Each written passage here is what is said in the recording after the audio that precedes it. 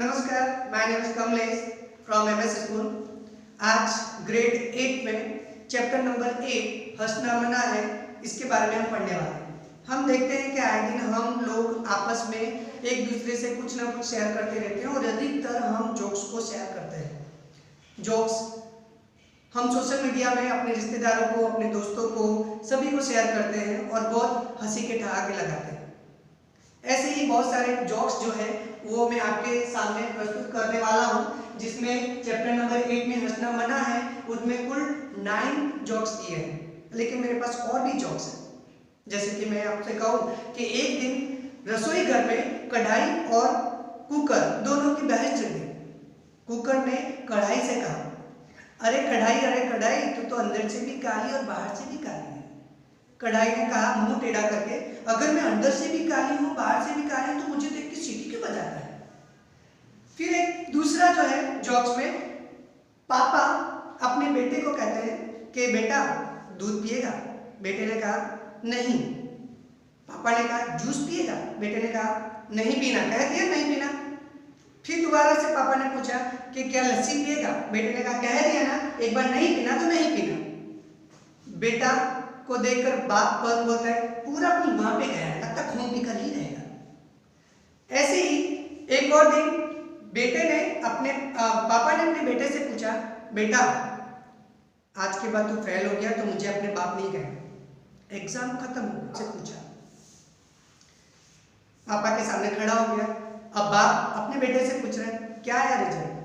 बेटे ने कहा रामलाल दिमाग खराब मत कर, अब तुमने बाप कहलाने का लायक नहीं छोड़ा मुझे। ऐसे ही एक दिन की बात है कि जिसमें पापा ने अपने बेटे से पूछा कि तुम्हारे रिजल्ट का क्या हुआ। बेटे ने कहा पापा प्रिंसिपल का बेटा फेल हो गया। बाप ने कहा तुम्हारे रिजल्ट का क्या हुआ। बेटे ने कहा पापा वो इंजीनियर का बेटा भी फेल हो गया। बाप ने कहा अबे नालायक तुम्हारे रिजल्ट का क्या हुआ। बेटे ने कहा कि पापा वो डॉक्टर का बेटा भी फेल हो गया।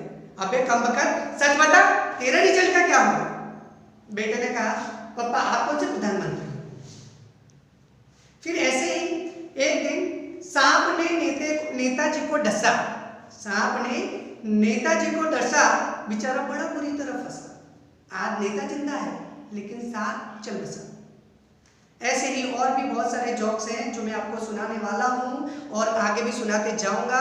जैसे कि अभी मैं चित्र देख ही रहे होंगे कि एक हाथी है और एक चूहा है, दोनों के बीच में बातें छिड़ चुकी है। हाथी को देखकर चूहे ने कहा हाथी दादा क्या आपकी लुंगी मिलेगी। हाथी ने कहा क्यों चाहिए। तो हाथी ने कहा क्यों चाहिए। तो चूहे ने कहा मेरे बेटे की शादी उसकी तंबू बांधने के लिए चाहिए। एक दिन दो लड़के आपस में बातें कर रहे थे। अब दोनों लड़के आपस में बात कर रहे थे। अब करते करते एक ने कहा पता नहीं लोग बिना नहाए कैसे रह लेते हैं। दूसरे ने कहा मुझे तो 28वें दिन ही खुजली आने लगती है। फिर एक दिन यहाँ पे ग्राहक वो दुकानदार के पास जाता है और दुकानदार ग्राहक के पास जाकर कहता है कि क्या आपके पास टूथब्रश है। दुकानदार ने कहा ब्रश नहीं है, पेस्ट है। दुकानदार ने कहा, ग्राहक ने कहा पेस्ट नहीं चाहिए। क्या आपके पास पाउडर है। दुकानदार ने कहा पाउडर नहीं है, क्रीम है। ग्राहक ने कहा क्रीम नहीं चाहिए। तो आपके पास कैंडल तो हो गई।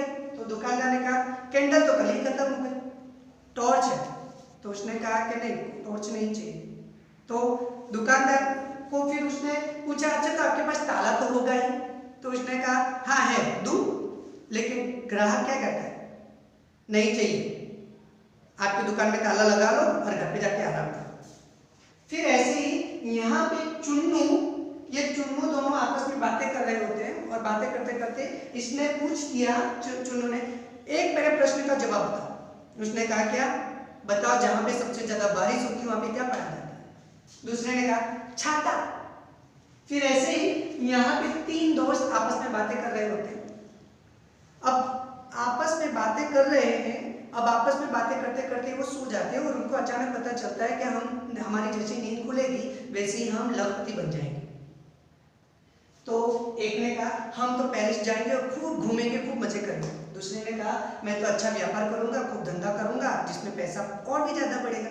तीसरा कहने लगा मैं तो सोता रहूंगा जब तक मैं करोड़पति ना बन जाऊं, तब तक मैं सोता ही रहूंगा, है ना।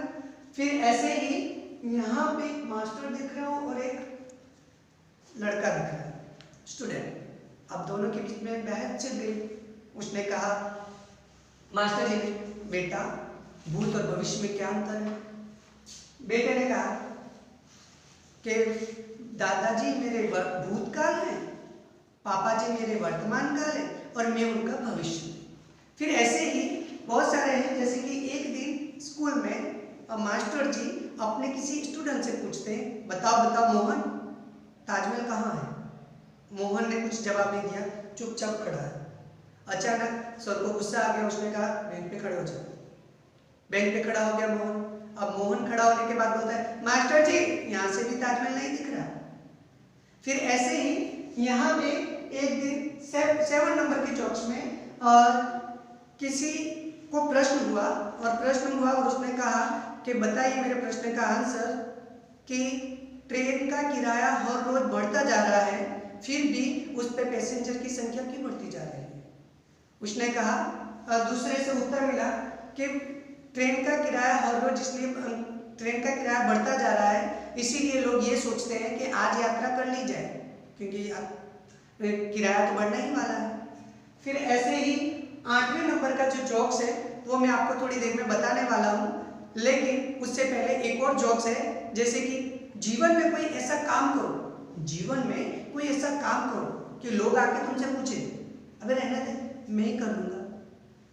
ऐसे ही एक और भी जोक्स है जो मैं आपको बताना चाहता हूँ कि जैसे कि एक दिन की बात है कि जिसमें सरकार जो है वो अपने स्टूडेंट से पूछती है,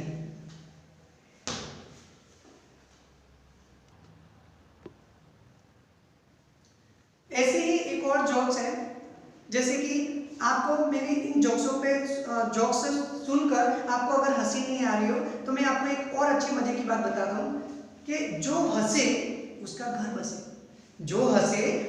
बसे, फिर जाके उससे पूछो फिर कभी हंसे। ऐसे ही बहुत सारे जोक्स हैं, जिनमें से एक दिन 8वें नंबर का जोक्स मैंने यहाँ पे नहीं लिखा है, लेकिन 8वें नंबर के जोक्स के अंदर एक मास्टर जी है, वो कल्पेश से पूछते हैं कि चलो मुझे बताओ कि एक गाय घास खाती है ऐसा चित्र बनाना है आपको।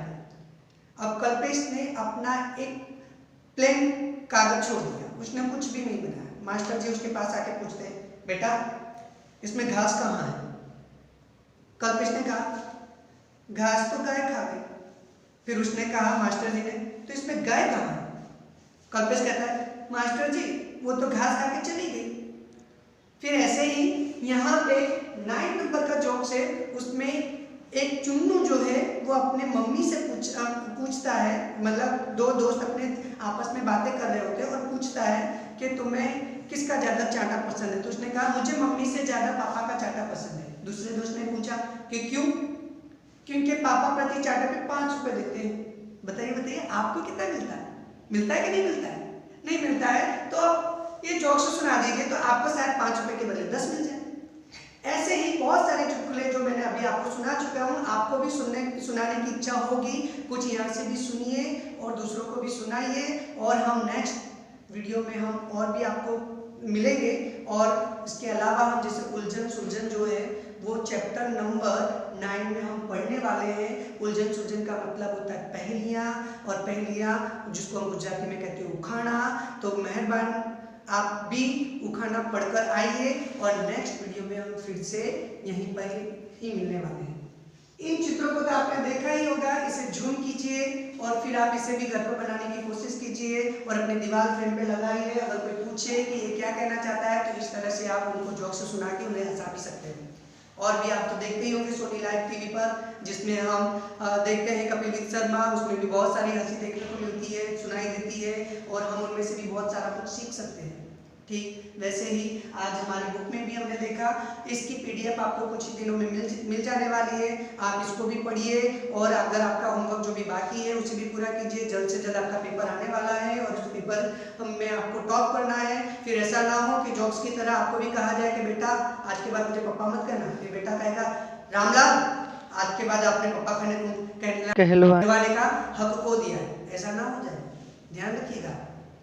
ठीक है, अब हम मिलते हैं नेक्स्ट वीडियो में उलझन सुलझन के साथ और पहेलियों के साथ। हम और भी पहेलियां बताएंगे और आप भी पहेलियां मुझे बताइए। नमस्कार।